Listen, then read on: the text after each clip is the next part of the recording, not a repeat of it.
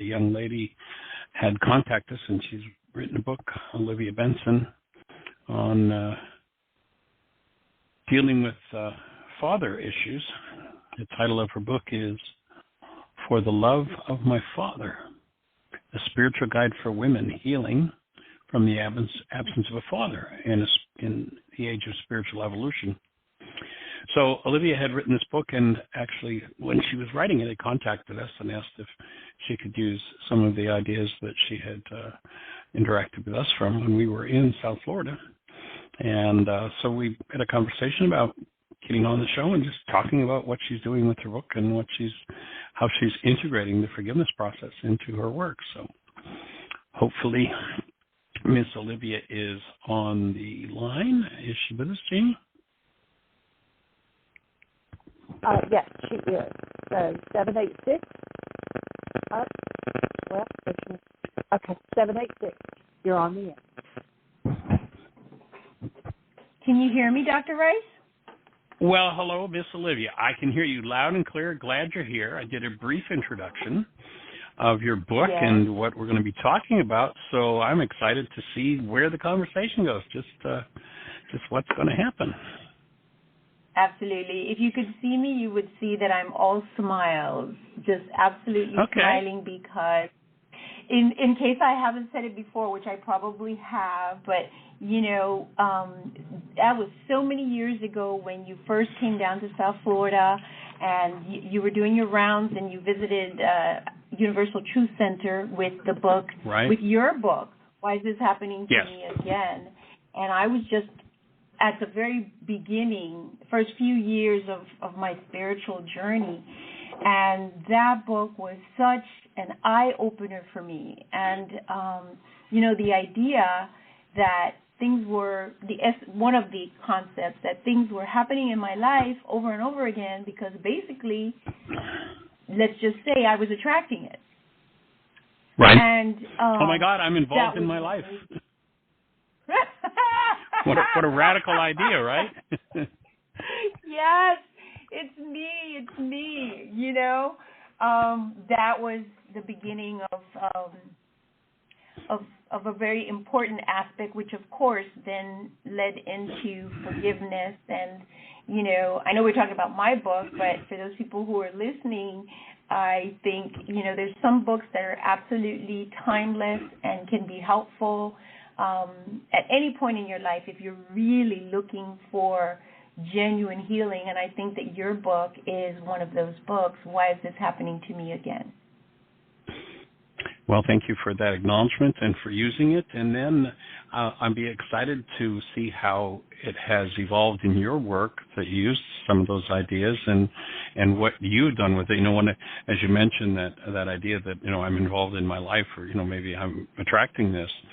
That part of the conversation for me has kind of evolved into the fact that almost everyone, by virtue of the fact that we're born into this world, the way the world is working at this point, we're, by the age of 4 or 5, we are all card-carrying members of the one world religion of blame. There's a lot of conversation about, the satanic one world religion is coming. Excuse me. The satanic one world religion has been here from the beginning. Go back and listen to the conversation in the Garden of Eden, where, the conversation is about how God's at fault. God, that woman you gave me, it's God and the woman, according to Adam. Yes. And that idea has just been put through virtually all the cultures of the earth, and definitely is a big piece of the puzzle that needs to be reversed. Got to quit that church. Yeah, absolutely. It's so much more. And now that you say that, when I first started on my spiritual journey in New Thought, and I don't know if you know this, but I grew up as first of all, I was baptized in the Catholic Church. My mother at some point then became a Jehovah's Witness. And there was a significant middle part of my life there where I was a very serious Jehovah's Witness. And then when I came to South Florida, I went to a very conservative Christian school, Baptist, we would say. And so I, in that whole process, had sort of felt like I was addressing the issues that I might have had, but eventually I came to realize that, though you can be a part of a religion or religious group or whatever, and that doesn't necessarily mean that you are going to be addressing your issues or healing to your issues. For some people it can, but it doesn't absolutely make it so. And then when I come into what we'll call as a general, let's just put a general category of new thought, one of the saddest things I heard was like I'm responsible. That they didn't say that in those words, but in other words, you are the core of what's happening in your life. Now, right after that, I heard that. Then I heard you are it, but you also, if you have the power to create, let's say, this dysfunction in your life, you have the power to undo it. And that's the most empowering part, the most empowering part. I'm with you 100% in that. Yeah, so what happened was that I was doing my life very challenging circumstances. My dad left when I was 6 years old. As I describe it in the book, my mom and my dad had what I call the War of the Roses, and the families joined in, and it was just pretty much an absolute horror. I cannot even, the things that happened, we don't even have enough time to get into it. But the good news is that I sort of didn't really think about that. I was a very optimistic kind of personality, and I just kept moving forward and trying to do different things and going on with my life. But then came a moment where I realized that certain things were happening, for example, very easily, which I believe a good proportion of women who are what I call fatherless, or who've had an absent father, or have had a bad relationship with their father, a good proportion of them have issues in relationships because there's some programming that maybe has gone askew. So I didn't really think about it, but then came a point where, I was married and then divorced, and then I started to realize that even though I had sort of continued to push through the experiences and push through life, there was still some work that needed to be done to sort of clear out. And that's about when I got into, some of the New Thought teachings and Universal Truth Center, and came across your book and a couple of other books, which, aside from mentioning your book specifically, I mentioned as well some of the other teachers that were very important. And one of them, and you might be familiar with her, is Edwin Gaines, who does a lot of work on forgiveness.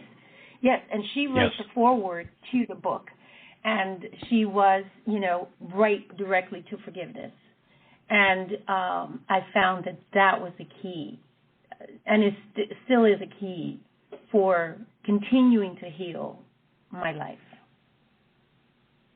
Definitely the core of the whole solution. And, of course, to do that, one has to start to look inside at those places that most people live their lives avoiding and not wanting to deal with.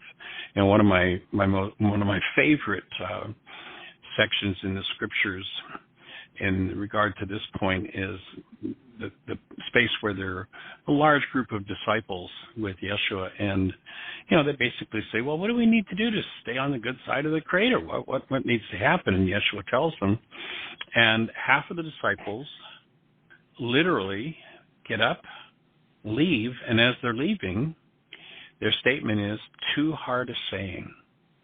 In other words, it's too hard to look in here and deal with this in order to clean up my life. And literally, they left and never came back. And I think that's the faction of so-called Christianity that created the story that, well, there's nothing you can do. You're hopeless, helpless sinner. You just have to let him do it.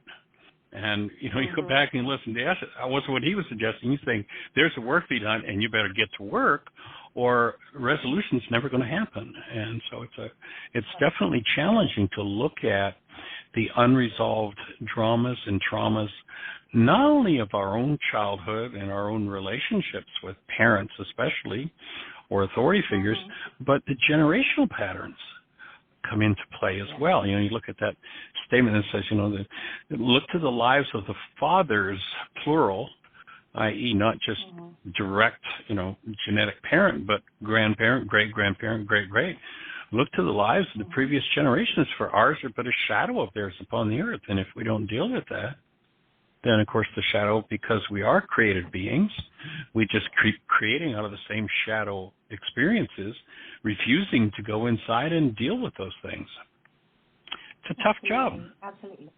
It is a super challenging job, and unfortunately for most of us, it almost has to be a situation where we are, up against the wall, where there's no other option, we feel, and we are now, in a place where either we do it or we will live in what I call, anyway, perpetual, sort of a state of perpetual suffering. And for myself, I felt that when I came to New Thought in general, I was like, oh no, there has got to be something better. There has to be another answer. This cannot be the life I'm intended to live forever, with this sense of, I don't know where I got this from, but what I call existential dread. Like, you get up in the morning and your stomach is just bubbling because, you don't know what's going to happen next and you have nothing to hold on to. And particularly, since we're talking about the book, when you grow up, and I said this recently in one of my YouTube videos on my YouTube channel, if you're a girl or a woman and you grow up without a father, and maybe without an uncle. In my case, none of my uncles were around, and no male figure, right? You you grow up with I said it on the video, I said you grow up hard, meaning that you know for a fact that there is no male figure that is going to show up and save you. You have to be able to, and before you know what God is, and before you get to know God, you think you have to fix it yourself. You have to do everything. And that creates sort of an edge, some anxiety. For some women, it plays out as anger because they're sort of always waiting for the next shoe to drop. And so in my case, I get to the point where I go, listen, I cannot live like this forever with my nerves on edge, anxiety. I know I can't depend on my father. I know I don't have an uncle that would show up for me. There has to be something more. And the more was ultimately getting to know God. Getting to know God, not to know about God, but getting to know God as the essence of who I am. And knowing that even when it looks like I'm alone, I'm really not alone at all. That God is present, that God is guiding, that God can be my daddy. God is my daddy, which is a statement that I use for myself from time to time. God is my daddy, and as you know, Jesus is quoted somewhere as saying Abba, which is, I believe, a Hebrew or an Aramaic word that they use to refer to daddy in a kind of a very close way. And so I say, God is my daddy. And that gives me that sense of connection with the divine within. And now you're not just sitting here in the world adrift, right, by yourself because you have no physical presence of a daddy or an uncle or whatever the case might be. But the great part about that is that if you're a woman who comes into the world and has this experience where you don't have a biological father present in your life, or you have a bad relationship with your biological father, whatever the case might be, once you get to understand that there's a reason for your experience, and that experience is intended, generally speaking, to make you stronger, to make you grow, and that God is present with you at all times and will help you through, Now you're not a hapless, helpless victim of the circumstances. And there's great hope in that. For sure.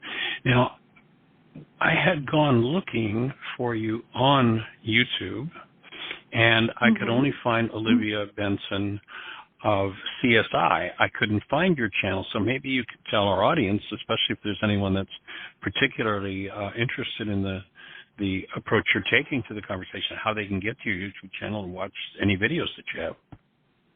Yes, well, because I did a search and it didn't show up. Thank you for asking that question. What happens is that, of course, Marissa Hargitay is Olivia Benson, but I am Olivia S. Benson, and I have to use the S. And if you put Olivia S. Benson, then you will find me. Olivia S. Benson. Yes, and also Olivia Benson is Taylor Swift's cat, a very rich cat, but nonetheless. She's Olivia Benson. So I try to make, I think she's in Taylor Swift's will. That's what I heard. A few people sent me emails like, did you see Olivia Benson, Taylor Swift's cat is in the will? But just look for me everywhere as Olivia S. Benson. Okay, there you are. Good. Well, everybody will be able to capture that. And I'm in full agreement that relationship with Father is such a key. In fact, you look at it, I do a video on the importance of that commandment that many people think is just a suggestion that one should honor one's father and one's mother, and that there's a really practical purpose and reason for that commandment, and that is that for most people, their initial relationship with either mom or dad is or for many people, it's a painful one. And if they never resolve that pain, then always the underlying unconscious darkness or dynamic that hasn't been resolved is going to come into play, with relationships with dad. If that was a trauma, is going to play out in terms of creating our perception in relationship to dad. And of course, if it was mom, it'll be creating traumas in relationships with women. And that when it's interesting that I make the point there that I find interesting, at least, that the command is given that not that we need to love our neighbor or love God, but that commandment in Aramaic speaks about living as the space of active love when you think of Creator, when you think of neighbor.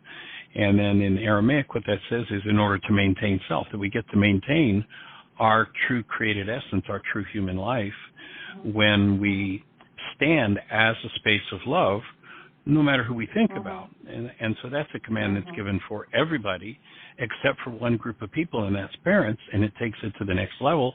It doesn't say love, it says honor. And honoring is bringing that state of being, that state of love, into action toward parents. And the practical aspect of it energetically is when we do that, literally, in order to extend love, behavior-based in love toward a parent, that energy has to pass through us and heals the part of us that holds parental traumas. So it's such an important, it's not just a suggestion, it's like this is how we heal from relationships that are often traumatic and, often become what I call in our codependence work, our power person. So you certainly struck on it there. That's exactly true. It's so powerful. Yeah, it is. And very important point, and I know a lot of people, a lot of women, and I mean, obviously I'm speaking from the perspective of a woman, but obviously there's so many males out there without their fathers and they have similar trauma. And all the things that I'm saying are generally applicable as well. But one of the things I'd like for anybody who's listening is, and listen to what you said, there's another aspect to it. It says honor your parents, right? And the thing is that we have to, even if you can't have a relationship with that parent, for whatever reason, you can't have it. But we honor the fact that pursuant to the order of the universe, you came into the world through these two people, and we honor that. That is the choice, some would say, that we made, right? If you know the belief system where you choose your parents when you come into the world, we honor that decision. That doesn't necessarily mean you're going to be best buddies, everything's going to be great. I don't know. Forgiveness will intercede, and we'll get to that in a minute. But the bottom line is that you honor them as the vehicles through which you came into the world. And that's a very difficult and challenging thing to do sometimes, because some parents have done some very horrific things. But honoring them as parents doesn't mean that you're necessarily going to be best buddies with them. Right. It means that you're not gonna a lot of people want to argue with their parents and tell them off, and all the things that you could do on a basic level. That might not necessarily be honoring them. But sometimes being able not to say the things that you would like to say to them, that in and of itself might be honoring them.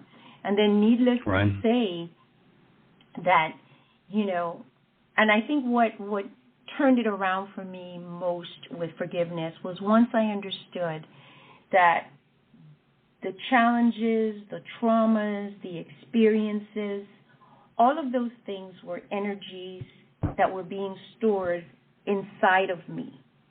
And that the only way that I was going to be relieved and my burden would be lightened would be if I was able to release those traumas from myself. And as I began to actually do the work, the exercises, because that doesn't just happen like, snap your fingers and it happens, but as you begin to do the work, you can actually feel yourself becoming lighter and less angry and less anxious. So your parents might have done whatever they did, but now the issue and the trauma and the negative energies are all in you. That's and it. Even if they wanted to help you, even if they changed who they were, they could not remove that trauma from your body unless you do it. You have to do it to be clean again. Precisely. I'm with you 100% on that. And interestingly, in the Aramaic language, that word honor, as it's used in that particular commandment, would be defined as to bring love into action toward. That it's an action thing, that honoring parents, it's actually taking a step. And in fact, the quote-unquote worse they were, the more important it is to do it, because that's how you get to process through and remove the energetic patterns that are stuck in the body, in the mind, and the emotions.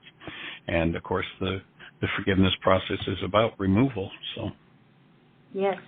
It's I have a cup. I have a website. It's oliviasbenson.com, and one of the chapters of the book is forgiveness, a pill to take like your life depends on it. And the cup, and the T-shirts and all that kind of stuff. And the cup says, forgiveness, a pill to take like your life depends on it. And, I say this in the book, I went to church my whole life. I was churchified, that's how I call it. I was churchified, and I was a church girl, and I like going to church. I like getting dressed and going to church on Sunday and all those kinds of things. And I had heard about forgiveness, but I did not understand that, this is something that is going to remove energies. And this is how I explain it. For me, you come into the world, you're an innocent bundle of pure light. Experiences happen, and there's sort of the experiences, difficult, challenging, dark experiences are like blankets that are laid on that light that you are internally. And until you get to forgiveness, you don't remove those blankets. Forgiveness allows you to remove the weights that you have accumulated based on your life experiences and the things that have happened. And as you do the work, you feel the relief of those blankets or that weight of life, the dross of physical life being removed from your body and sort of restoring you to being that light, that bundle of light that came into the world. And as you become that light, you come more and more in line with the energy of God. Now your vibrational frequency is more in line with the energy of God.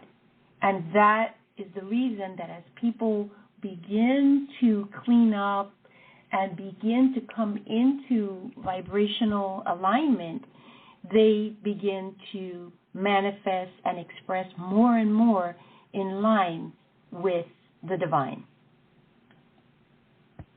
I'm with you 2,000%. 2,000. I take that as a compliment. Yes, absolutely, absolutely. Well, if I remember correctly, when you were writing your book and you asked if you could use one of the ideas from my book, it was, if you're in pain, you're in error. And what out of all that you had interacted with from my work, what about that phrase really, I don't know, opened a space for you, or what made that the important line to put in your book? Well, it's funny because, we come to the planet and it's kind of like you land here and you're like you're an alien, right? As a baby, you're an alien. You really don't know anything about anything, and you have to be sort of trained into the human system, so to speak. And in my life experience, and, there's so many stories in the book, very difficult situations that happen that we don't have time to get into, but there had been an accumulation of just heartfelt pain. And things that many times, because when you're younger, you sort of, like, things happen and you keep running, so to speak. You could be shot. It's like you're shot and you keep running, right? Because you just pretend like it didn't happen, and I don't mean a physical shot, but you understand what I mean. It's a blow. Right. You get a blow, and you kind of get up and you keep running. And there have been so many things that had happened to me. And I know that there are people out there that are listening that, might think, oh, it's just me, that, oh, this happened to me, and this happened to me, and this happened to me, and nobody knows all the different things that I've been through, but it's just a continuous accumulation of blows. Well, eventually it got to the point where there was pain, and I talk about in the book that my friends think that it's funny because I talk about suffering. Like, listen, if you don't get this, you're going to suffer, right? There's some things that you need to know, otherwise you will continue to suffer. So when I saw that statement and everything that was written in the book about it, I said, if you're in pain, you are in error thinking, right?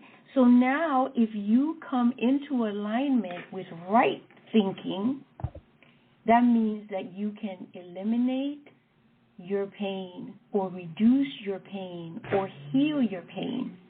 And that was the thing about it. If you are not thinking right, you will continue to suffer.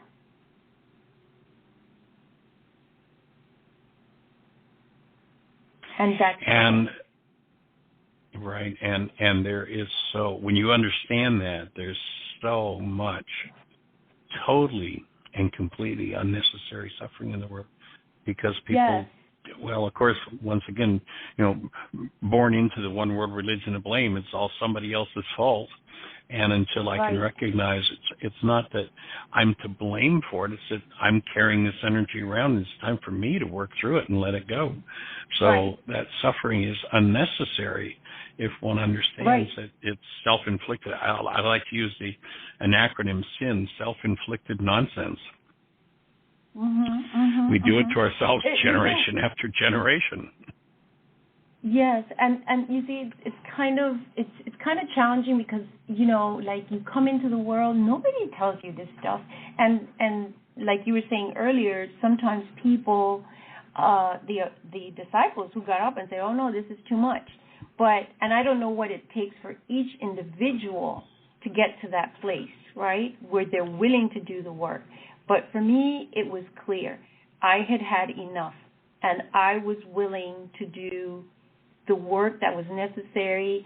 I would go to every seminar, read every book, go to every workshop, listen to anything that I thought was going to give me some insight about life, about understanding God, and about understanding how the universe works, that would take me out of error thinking. And I'm not sure what it takes for everyone to get to that point, but I would like to assure you that assure anyone listening that if you find yourself in a situation where you're having all of these challenges, in my particular case, the book is about having the issue of an absent father or a bad relationship with your father, but if you're at a place in your life where you are seeking healing, if you are willing to do what it takes, there's no guarantee how it's going to happen because everybody is individual, but if you're willing to do the work, if you're willing to get to know God for yourself personally, there is hope and there is healing for you. And you can turn your life around, and you can lead an extraordinary life. You can come from the depths of despair and turn it around and be genuinely all that you can be. Yay, I'll go with that. One of my favorite tongue-in-cheek lines in regard to this particular topic is that pain has a very specific purpose, and it makes our ears grow. It gets people's attention, like, gee, maybe there's something I'm not listening to. And, the universe generally starts out with a little kick and then a push and then a knockdown, and then comes the cosmic 2x4, and sooner or later, enough pain, most people start to go, maybe there's something I need to be listening to. Maybe I need to actually take some responsibility and make some changes here. Oh. Absolutely. That's the truth. And nobody can do it for you. And, the experiences that you have or are having are significantly and usually what you need in order to grow spiritually, in order to grow in your understanding of God. These are the things that, generally speaking, push us in that direction. And I know that nobody wants to hear that, right? That's like when you say, it was rough, but you'll gain character. You'll have more character. Nobody wants to hear that, but it's really the reality. The challenges are the things that, and if you rise to them and decide to move through them, you will be better on the other side of it. Well, my background is in the arena of electronics and a side study in physics. And again, one of my other favorite tongue-in-cheek lines is that the purpose of life is to kick us right square in the limitation, to show us what we're holding on to. And energetically, it's like the universe is organized by the law of resonance. And no matter where we go, even if we take the geographic cure, through resonance, somebody's going to find us, and bingo, there's the experience. The why is this happening to me again? And when we really start to listen, it's like, I've been through this 87 different times with 42 different people, and I'm the only one that was there every time. Maybe I'm involved in my life. I can get off this blame game and get into doing my work. So delighted that was a choice that you made to step in and get to work on it, and that you're out there supporting others and deepening their experience of the tools for healing. That's awesome. Thank you. Absolutely. I like to say with regard to that point, everywhere I go, there I am. It's a case of everywhere I go, there I am. Because people move and then they go, oh, maybe it'll be different. And no, it's not, because unless you did the internal work to change your energy, to change your vibrational frequency, wherever you go, you're going to attract the same exact thing. Precisely. The geographic cure doesn't work. Exactly. Well, any other specific thoughts, or maybe we'll see if anybody is on the call that would like to ask you a question. Any other thoughts to express before we invite people to put a hand up? Well, just that, the subtitle is of the book is A Spiritual Guide for Women, Healing from the Absence of a Father in the Age of Spiritual Evolution. And my prior book, which is Answers from Within, and that one is Answers to Work-Life Issues in the Age of Spiritual Evolution, I just like to emphasize that I think that this is a special time in terms of spiritual growth and spiritual unfoldment for humanity. And, I'm just happy to be able to share what I've learned at this particular time, because I think that despite the chaos that it appears to be, I think we are advancing, and I think we all have a part to play in that advancement. Olivia, thank you for joining us. Cecilia, nice to be back in conversation with you. Hope you and everybody that's listening have the best year yet of your eternal life, and blessings. Bye-bye. Bye-bye.